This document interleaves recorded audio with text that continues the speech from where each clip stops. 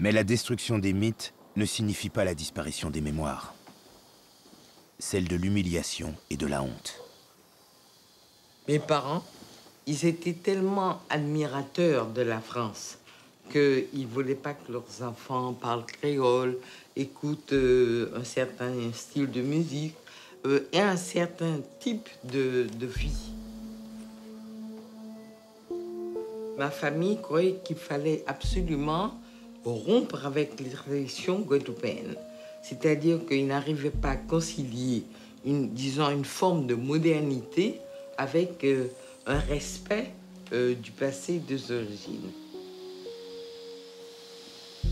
Est-ce parce qu'ils avaient cet amour de la France qui vous ont poussé à venir faire vos études en métropole? Oui. Ça, c'est à Paris, du temps des études, au Jardin du Luxembourg. Je me rendais compte que j'avais vécu un peu sur un mythe d'être française et blanche. Je commençais à comprendre que j'étais tout à fait autre chose. C'était une sorte de recherche de qui on est, qui devient de plus en plus douloureuse, de plus en plus envahissante. Ça a été un peu douloureux. Et alors après, cette vie en Afrique, pour vous, c'est des moments de bonheur? Finalement, en quittant Paris, en venant en Afrique, je pensais que là, ça allait être très facile. J'allais me retrouver et que finalement, tous les problèmes seraient résolus. Et j'arrive là et je trouve des problèmes auxquels je n'avais pas pensé. Problème de langue, j'avais jamais pensé à la langue avant. Problème de religion, j'avais jamais pensé à la religion. Problème du rapport qu'on a avec soi-même. Le fait d'être femme en Afrique, où il y a une autre image féminine, un autre comportement féminin, où les gens trouvent que je parle trop, que je pose trop de questions, que finalement je ne me conforme pas non plus à l'image que l'on rêve d'avoir d'une femme noire. Tout a été difficile en Afrique, tout. Et avec l'éducation que j'avais reçue, en plus, tout était terriblement confus, brouillé. J'ai été différente des Français, oui. Je me découvrais différente des Africains, mais je ne savais pas exactement qui j'étais.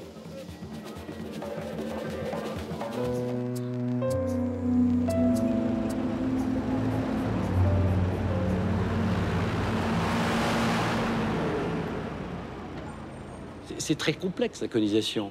Ça a commencé avec des grandes idées, les grandes idées de la Révolution, des droits de l'homme, etc., avec des militaires souvent assez éclairés et des curés. Nous, on a dit nos ancêtres les Gaulois, mais c'était dans le bon sens, puisqu'on voulait transformer progressivement tous les peuples colonisés en français. Et après, ça a été l'épouvantable colonisation des petits boutiquiers exploitant complètement leur personnel, avec des plages réservées aux Blancs. Ça, c'est une colonisation dure qui a été à partir de 1900, simplement.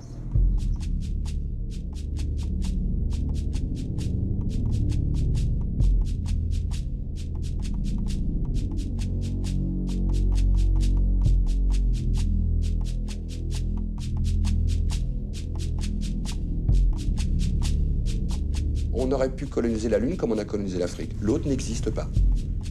On fabrique en permanence une image qui correspond à son propre fantasme colonial, et non pas une image qui remonte à la réalité.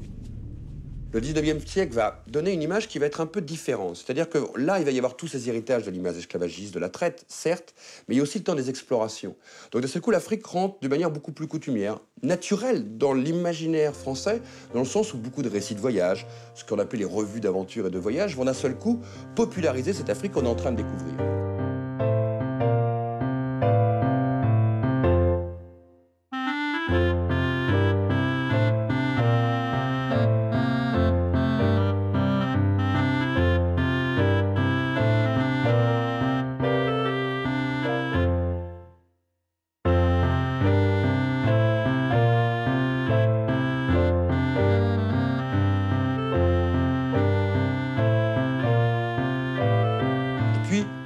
La bascule se fait vers 1850-1870.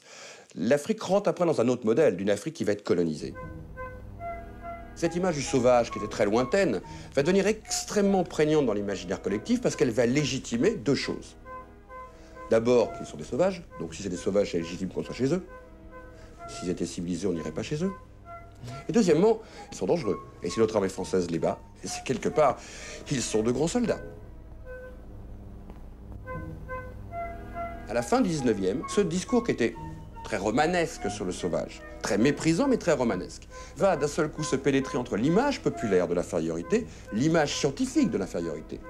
Et ce sauvage, un peu, je dirais, romancé, va devenir un sauvage extrêmement réel dans la hiérarchie des races.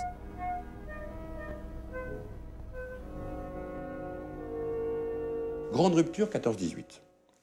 La rupture de la Grande Guerre est fondamentale parce que qu'est-ce qui se passe? On appelle ces hommes pour sauver la République. On ne peut pas appeler des cannibales pour sauver la République. Il faut qu'ils s'humanisent. Et là, on va passer à un deuxième stade de l'image que cristallise très très bien l'image de Banania. Banania, c'est quoi? C'est d'un seul coup ce bon noir souriant qui a compris l'appel de la mère patrie et qui va venir aider la République à combattre l'Allemand, plus sauvage que lui. Donc, on va organiser un changement d'image. Et la meilleure façon de le voir, c'est de regarder ces cartes postales ou ces photographies où on voit de braves tirailleurs sénégalais accompagnés d'enfants blancs ou de femmes blanches, les célèbres marraines de guerre, qui d'un seul coup nous montrent une image pacifiée. Regardez, ils peuvent même approcher de nos femmes et de nos enfants, ils sont les enfants de la République eux-mêmes.